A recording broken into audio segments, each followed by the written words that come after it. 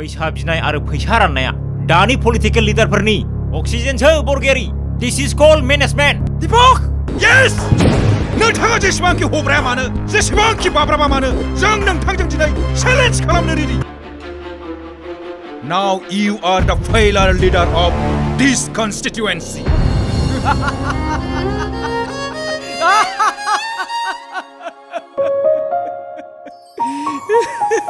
फैबासो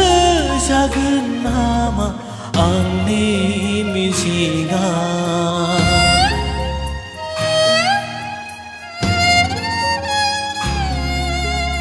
आद्रासो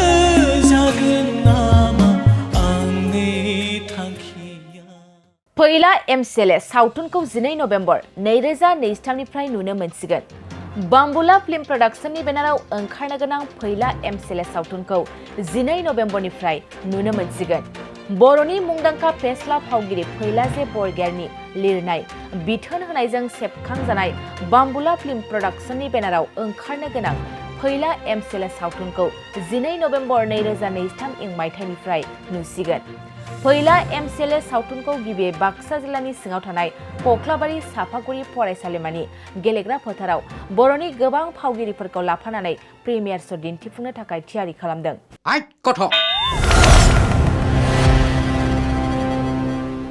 I love you Sona I love you too Sona Hello Mandela आइ बुस्थुफोरखौथ' इउटुबारफोरा बिगासिनो दंना बै anything MJ Pranjal Narzary प्रकाश नार्जारि मोना हाट बै बड'लेण्ड टाइगाराबो बिदि नामाब्रा बिसायख'थिनि समाव नोंसोरबादि लेखा गोरों लाइमोनफोरा रां लानानै गावनि मोन्थायखौ फाननो नागिरनाया गावनि आरो हारिनि इयुनखौ फाननो नागिरनाय जायाखै होनबा फैलाजे बरगयारि बिथाङा खौरांगिरिनि गेजेरजों फोरमायनाय बादिब्ला बर'नि मुंदांखा मेथाइ रोजाबगिरि बिग्राय ब्रह्मखौ फैला MCLA सावथुनखौ बेखेवनो हांख्रायदों एबा बेखेवना होफैगोन होनना फोरमायो फैला MCLA सावथुननि लिरगिरि बिथोनगिरि फैलाजे बरगयारिया दासिम बिटिआरनि गुबुन गुबुन जायगाफ्राव दिन्थिनो थियारि जाबाय एबा बुकिं जाबाय होनना बड'लेण्ड बुब्लिनि गेजेरजों फोरमायो फैला MCLA सावथुननि उनावनो हायनामुलि 90 खोन्दोनि शुटिंखौबो जागायगोन आरो रायजोफ्रा थाबैनो नुनो मोनगोन होनना बड'लेण्ड बुब्लिनि गेजेरजों फोरमायो गासैबो रायजो राजा बिथांमोननिसिम आंनिफ्राय अननाय आरो खुलुमनायखौ बावहरबाय नोंथांमोना बयबो मिथिखादों जोङो दिनैनिफ्राय दान मोनसे खावसे सिगांनो बांबुला फिल्म प्रडाक्शन ससाइटिनि बानजायनायाव फैला MCLA मुंनि गांसे आबुं सावथुन शुटिं खालामदोंमोन दा फैयै फैयै बियो दिनै गासैबो खामानिफ्रा जोबनायनि लामायाव दा दिनै 8 नभेम्बर 10 थारिखनि गेजेरावहाय बियो गासैबो कमप्लिट जासिगोन बेकग्राउन्ड मिउजिकनिफ्राय लानानै मोनफ्रोमबो बिथिङावनो खामानिया जोबसिगोन दा बेखायनो जोङो फैगौ 12 नभेम्बर खालि जोंनि केसि कलेज हुजुवा सिमला बाक्सानि नैबे गेलेग्रा फोथारावहाय जोङो मोनसे प्रिमियार शो काम कालचारेल प्रग्राम लानो नागिरदों दा बे हाबाफारियाव बेखेवगिरि आलासि महरै बाहागो लाफैगोन जोंनि बर'नि मुंदांखा मेथाइ रोजाबगिरि जोंनि बयनिबो मानिजाथाव बिथां आदा बिग्राय ब्रह्मआ बेजों लोगोसेनो माखासे हिर' हिर'इनफोरनि बिथांमोननि मोसानाय बिदिनो माखासे जोंनि आर्टिस्टफोरनि मेथाइ रोजाबनाय बेखौबो नोंथांमोना नुनो मोनगोन दा बेखायनो आङो गासै रायजो राजा बिथांमोनखौ जायफ्रा नायनो गोसो बिथांमोनखौ 12 नभेम्बर खालि मोनाबिलिनि 5:15 बाजियाव जोंनि केसि कलेज गेलेग्रा फोथारावहाय नुजाथिफैनो थाखाय आंनिफ्राय खावलायहरनाय जाबाय जोङो नुनो मोनदों नैबे बुब्लियाव दाब दाब ओनसोल जिल्लाफोराव नोंथांनि बे फैला MCLA सावथुनखौ नायनो बहुत एक्साइटेड जाना दं दासिम बबे बबे जायगायाव दिन्थिनो थाखाय थिखानाय जादों जिखिजाया आङो जोंनि सावथुन दिन्थिगिरि बिथांमोन आरो रायजो राजाफोरनिसिम आङो रोजा रोजा साबायखर बावहरगोन आरो बिथांमोनखौ खुलुमहरगोन दा बिथांमोना जोंनि सायाव ओरैबायदि कनफिडेन्स लानानै जेराव माने फिल्मा माबायदि जागोन बेखौनो मिन्थियाखै दा ओरैबायदि मोनसे फोथायथि लानानै जोंनि नैबे सावथुनखौ फैला MCLA बे सावथुनखौ दिन्थिनो थाखाय दिनै थियारि जादों गुबै बाथ्राया जाहैबाय जोङो 12 खालाराव प्रिमियार शो दा जोङो रिलिजखौ होनाय जागोन बेनिफ्राय 13 खालार खालि दा 13 खालारनि हरावहाय जोंना माने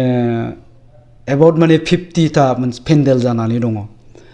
दा बिनि थाखाय आङो दिन्थिगिरि आरो नायनो गोसो जानानै थानाय रायजो राजा बिथांमोननिसिमनो आङो रोजा रोजा साबायखर बावहरगोन आरो बिथांमोननि खाथियाव अराय खर' गंग्लायनाया थागोन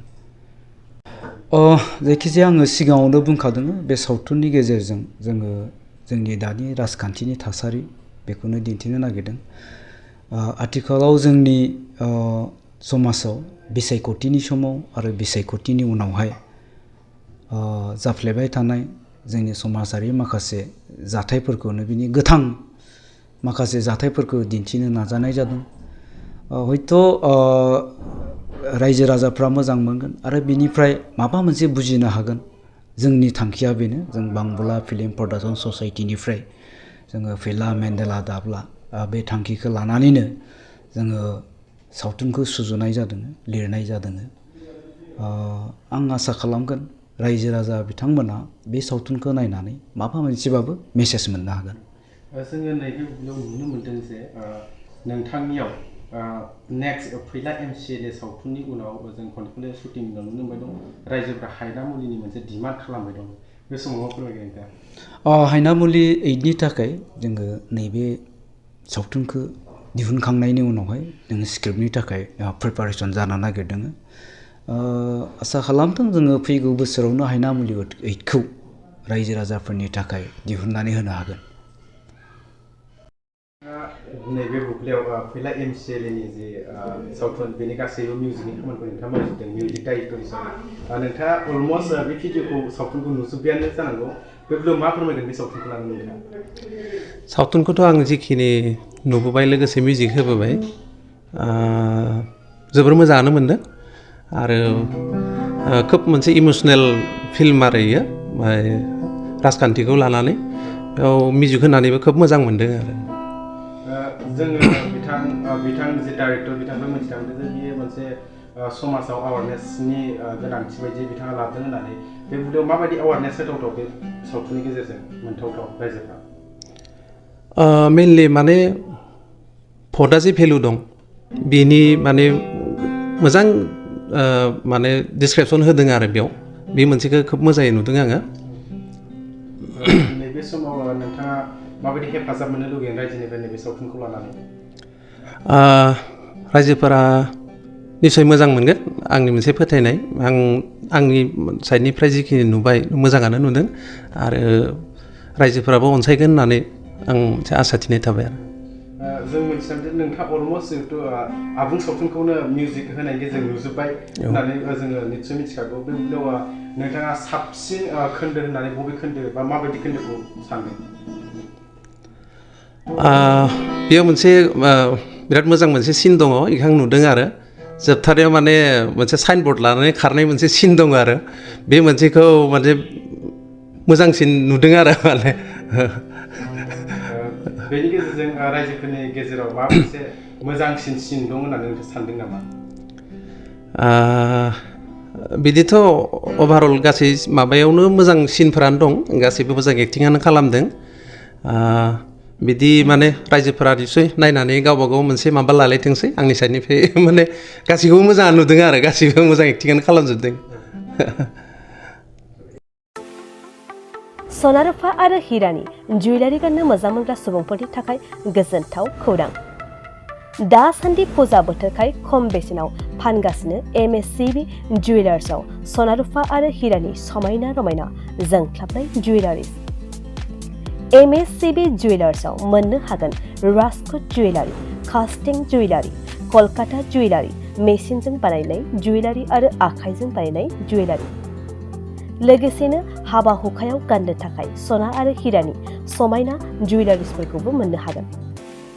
MSCB जुवेलार्सआनो दं क'क्राझार सहरजों नांजाबनाय क'क्राझार रेल गेटनि साखाथि वार्ड नं 5 बिबेकानन्द फर्टआव MSCB जुवेलार्सजों थोंजोङै जगाजग खालामनोबो हागोन 9954273079 जानबुं अनजिमायाव